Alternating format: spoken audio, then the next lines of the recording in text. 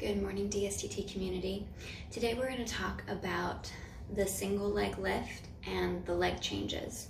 And what's nice about this exercise is that it can be done supine, flat on your back, in a neutral spine. So it's really great for folks who have any type of disc pathology issues that prevent them from going into flexion or extension of the trunk of the spine.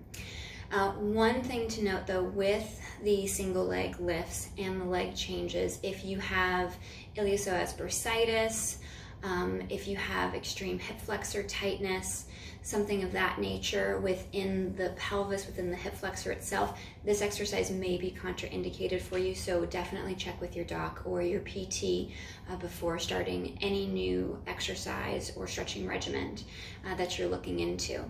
But to kind of talk more about the single leg and the single leg lift and the leg changes, it's really there to help engage the abdominals, engage the core itself totally, co-contraction of the abdominals as well as the back extensors, but also allows you to create some control of the hip flexor itself, as well as give you some really good pelvic and lumbar stability. So if you've been having a hard time with keeping that stability in your low back, engaging the core and creating that abdominal and core endurance, this is a fantastic exercise for that.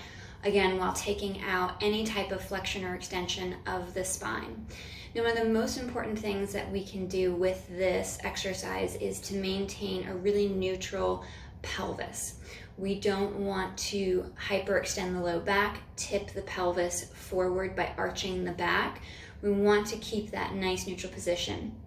Now, oftentimes in the studio, if you have tightness in the low back, if you've got a little bit of gripping in the hip flexor, there's a couple of things that we can do to alleviate that. One, we can put, we use those ab mats in the studio. You could also use a small pillow at home to place just under the tailbone, the sacrum kind of going up underneath your hips to allow the pelvis to tilt back and sit in a more posterior position to help relax the lumbar muscles around the lumbar spine and take it a bit more out of your hip flexor.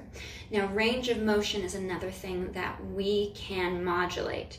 So we're not looking right off the bat for how big of a movement you can make. Maybe for starters, if you're really working on creating that stability and that core endurance, your movements might be very small. And then as you gradually get stronger, as everything comes into a more neutral, stable position, then you can begin to make larger movements with the leg. So we're gonna start laying flat on our back with our knees bent and our feet and our legs about sit bones hip distance apart. We'll curl back down to the mat, find that nice neutral position. And we want to set our pelvis. So pubic bone, hip bones are in a nice neutral position. And again, if you can't maintain this position, it grips too much at the hip flexor at the low back, add a pillow or create your own little pelvic tilt where you're tilting back. Now, we don't want to work on this for the long term. This might be a short-term fix. And then as you get stronger, you can start to go back to that neutral position. So we're going to lay back, we're going to set the rib cage, reach the arms long, want to keep the neck and the shoulders relaxed. And we're going to bring that left leg right up to tabletop, that nice 90-degree angle at the hip and especially at the knee. Now to move, we're going to move just from the hip only. Nothing happens at the knee joint. That's going to stay at a nice 90-degree angle. So as we inhale and as we lower the leg, the hinge is happening at the hip alone. The knee is not helping us to find the floor. So again, small movements. Maybe this is as far as you go before you lose your stability and the hips tip forward. We want to keep that stability there. So we'll do a few of these single legs here. Set the ribs, draw abs in, relax the neck and the shoulders, and we're going to inhale, leg lowers, exhale, leg lifts. Keeping that nice 90-degree angle at the knee, and we're extending from the hip. Now we can increase the difficulty of this exercise by bringing both legs up to tabletop position And we can alternate one leg at a time. So we'll inhale, right leg will lower, toe taps, exhale to come back up for leg changes. Now this one we're slowing down, we're doing one leg at a time. If we wanted to add more difficulty to this exercise, we could add interchanges.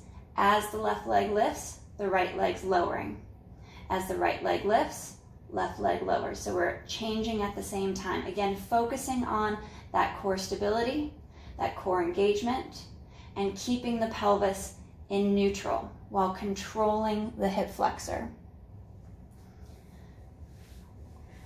If you have a large foam roller at home, one of the long ones that will run from your tailbone to your head, you'll find sometimes in our classes at the studio, what we like to do is we do a bit more balance work, and you can lay along your foam roller, tailbone, your spine comes right along the roller, all the way to the head. Make sure that your head's fully rested on the foam roller. And you can work single leg lifts on the roller to create a little bit more balance work for yourself, as well as the requirement to engage and stabilize a bit more by increasing that wobble using the foam roller. So there's different ways that you can do this exercise, starting from very basic small movements with single legs, working into double legs for leg changes, and then stepping it up to a foam roller as well to increase the difficulty and the challenge. Thank you so much for your time today. Keep an eye out in your inbox for our daily emails, and our next Zoom call is going to be tomorrow, Tuesday, March 31st, for a nice 45-minute mat Pilates exercise class. Thanks so much, guys. Have a great day.